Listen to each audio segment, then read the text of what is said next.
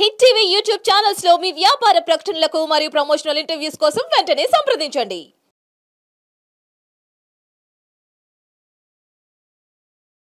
ఇక్కడ ఏం జరిగింది? ఇంతమంది భోజనం చేశారు, తామును దర్శించుకుని వెళ్ళిపోతా ఉన్నారు. ఇంత నిష్ఫలం అయిపోయినట్టే. అప్పుడు మరి ఏమిటయ్యా, ఏమిటంటే ఏం చెప్తావు? నువ్వెవరో మాకు తెలియదు, నువ్వు ఏ జాతి వాడో మాకు తెలియదు, ఆ వడ్డించే స్త్రీలు ఏ జాతి వాళ్ళో మాకు తెలియదు. పోనీ ఏదో నువ్వు బ్రాహ్మణమేమో అనుకున్నాం మేము. మాకు అందరికీ కూడా అర్ఘ్యపాద్యాలు ఇచ్చావు, చక్కగా గంధం ఇచ్చావు, మా అక్షతలు ఇచ్చావు, అన్నీ వేసి ఆశీర్వదించి అన్నీ కూడా జాగ్రత్తగా మేము తీసుకున్నాం. కాళ్ళు చేతులు కడుక్కోవడానికి ప్రోక్షణ చేయించావు, అన్నీ బాగున్నాయి. ఆ ఉపాసన ఇచ్చావు, అన్నీ బాగున్నాయి. కానీ నువ్వు వాళ్ళ పంక్తిలో కూర్చోడమే కాకుండా నామదేవుడు యొక్క ఎంగిలి తిన్నావు నువ్వు. ఇప్పుడు నువ్వెవరు? మరి ఇంత అనాచారం చూసిన తర్వాత నువ్వు బ్రాహ్మణుడు మేళ అనుకుంటావు. నువ్వు బ్రాహ్మడు కానప్పుడు మా భోజనం పెట్టినప్పుడు మేమందరం కూడా భ్రష్టులు అయిపోయాం కదా అది. కాబట్టి మేమేం చేయాలి? మేము ప్రాయశ్చిత్తం చేసుకోవాలి. ఇప్పుడు అన్ని అబ్రాహ్మణ భోజనం చేసినందుకు మేము ప్రాయశ్చిత్తం చేసుకోవాలి. ఇప్పుడు అంటే శుభ్రంగా స్నానం చేసి జంజం మార్చుకొని గాయత్రి చేసుకొని మళ్ళీ రావాలి. కాబట్టి మేము తీసుకొని పోమన్నాడు. అప్పుడు ఈయన అంటాడు, సరేనండి మీరు బాగా చెప్పింది బాగానే ఉంది, అయితే ఇప్పుడు నేను బ్రాహ్మణ్ణే, కానీ వాడి చేతి భోజనం తినడమే నేను చేసిన తప్పని మీరు అంటున్నారు. అసలు జాతి మత కుల భేదాలు ఏమున్నాయ్యా? ఏమైనా ఉన్నాయా అసలు? ఇవన్నీ తప్పు కదా మీకు. మనకి భగవద్గీతలో కృష్ణ పరమాత్మ ఏం చెప్పాడు? విద్యావనే సంపన్నే బ్రాహ్మణే గవిహస్తిని సునిచైవ శపాకేచ పండిత సమదర్శన అన్నాడు. పరమాత్మ చెప్పింది మీరు వినలేదా? భగవద్గీత చదవలేదా?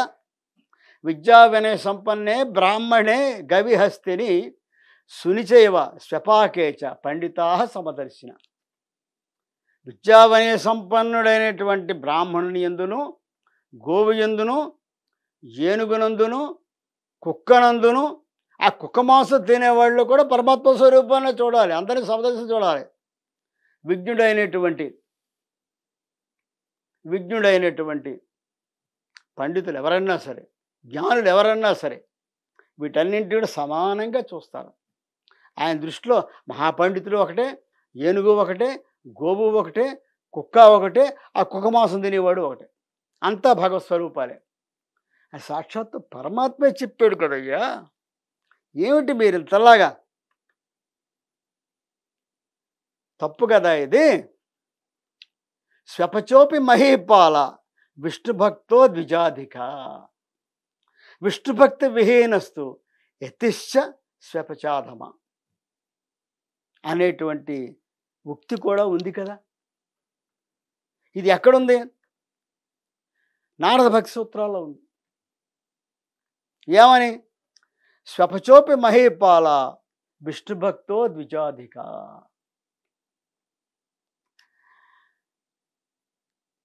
అశుచివంతుడు, ఏ విధమైన శుచిశుభ్రత లేనివాడు, కుక్క మాంసం తినేవాడు అయినప్పటికీ కూడా మా విష్ణుభక్తి పరాయణుడైతే వాడు బ్రాహ్మణుడి కంటే గొప్పవాడు అవుతాడు.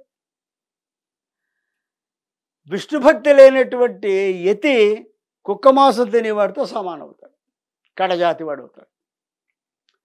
ఇంత స్పష్టంగా భగవంతుడు చెప్పాడే నారదుల వారికి. ఇక జాతి సంబంధం ఎక్కడున్నాయా అక్కడ?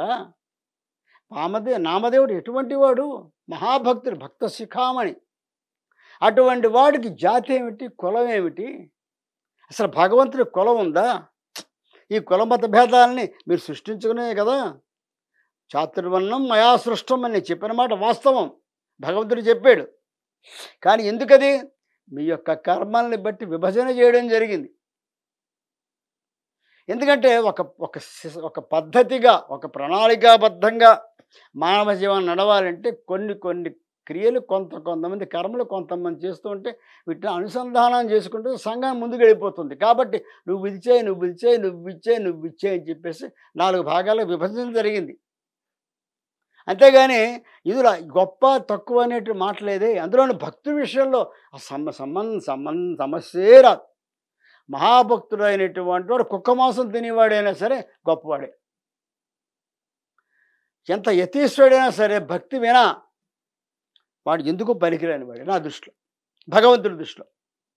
కాబట్టి ఇవన్నీ మీరు తెలుసు కదా, పండితులు కదా, ఇందులో తప్పేమిటి జరిగింది? ఇందులోనూ మహాభక్తుడు ఆయన ఉచ్చిష్టం నాకు ప్రసాద అమృతం లాంటిది తీసుకుని తిన్నా, తప్పే ఉంది అందులో. ఆ పక్కన జ్ఞానదేవులు వారి మహిమలు మీరు అందరూ విన్నారు. ఆయన సాక్షాత్తు విష్ణు స్వరూపుడు, ఆయన పరమాత్మ స్వరూపుడు జ్ఞానదేవుడు, ఆయన అంశ. నామదేవుడు మహాభక్తుడు, ఆయన లీల మీరు చూశారు. కాబట్టి వీళ్ళిద్దరి మధ్య నేను కూర్చోడం తప్పే ఉంది.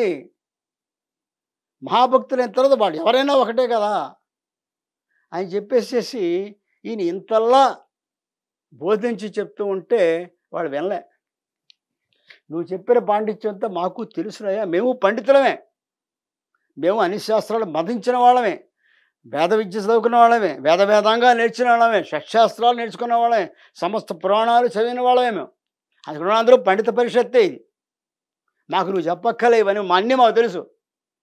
కానీ విధి నిషేధాల ప్రకారము అనాచారం జరిగిందా లేదా, అందుకని మేము ఒప్పుగా వెళ్ళిపోతాం. అంటే ఇలా మీరు ఇలా వెళ్ళిపోతే ఇది ఎంత ఇబ్బంది అవుతుంది కదా.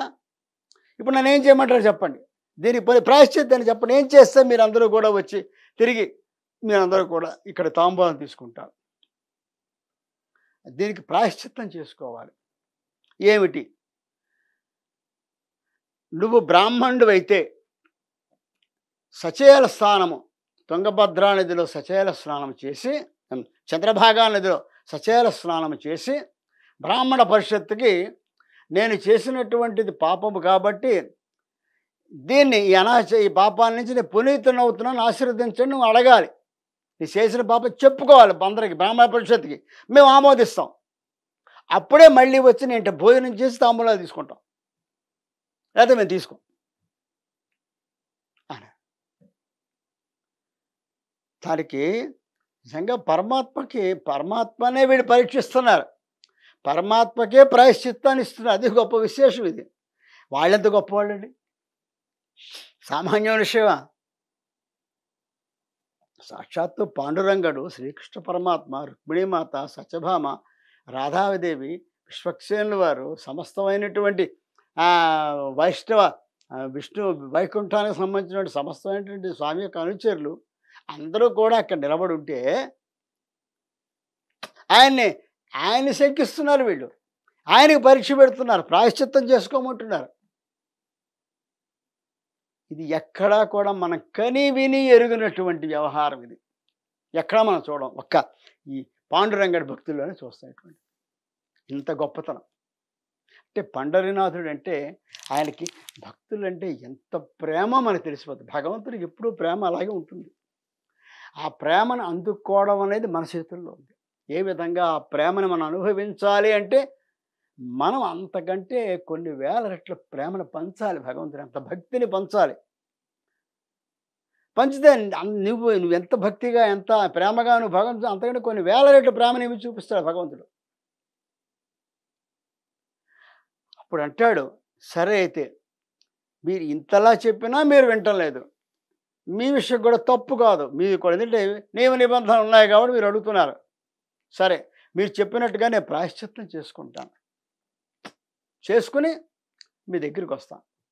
అందరూ కలిసి చంద్రభాగా నదీ తీరానికి మన్నాడు ఆ రోజు వెళ్ళి అందరితో కలిసి వెళ్ళి చంద్రభాగా నదీ తీరంలో ఆయన వెళ్ళి ఆ చంద్రభాగా నదిలో స్నానం చేసాడు పండరీనాథుడు. ఆ నదీమతులు ఉప్పొంగిపోయింది. ఎందుకంటే ఎప్పుడు చంద్రభాగా నది స్వామి యొక్క ఆ దేవాలయం పక్కన ప్రవహిస్తోంది, కానీ సాక్షాత్తు స్వామి వచ్చి స్నానం చేస్తున్నప్పుడు ఊహించలే. అంత అదృష్టం వాడికి పట్టదు, ఎందుకంటే స్వామి ఎప్పుడు అక్కడ రాడు.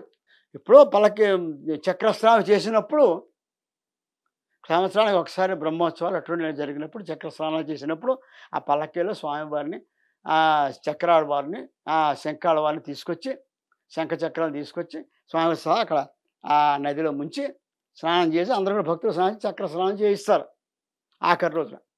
అంతవరకే ప్రతి సాక్షాత్తు స్వయంగా స్వామి వచ్చి స్నానం చేయడం అనేటువంటిది ఇప్పటివరకు చరిత్రలో జరగాలి.